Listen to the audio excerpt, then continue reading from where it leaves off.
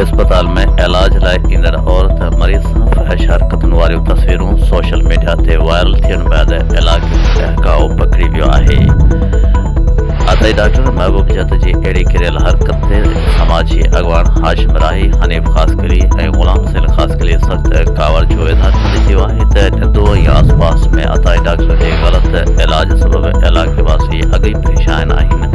मथां अताई डॉक्टर पारां अस्पताल में ईंदड़ औरतुनि सां अहिड़ियूं हरकतूं इंतिहाई ग़लत अमल आहे। हुन मुतालबो कंदे चयो त अताई डॉक्टर महबूब जत ख़िलाफ़ कार्रवाई करे अस्पताल सील कई वञे।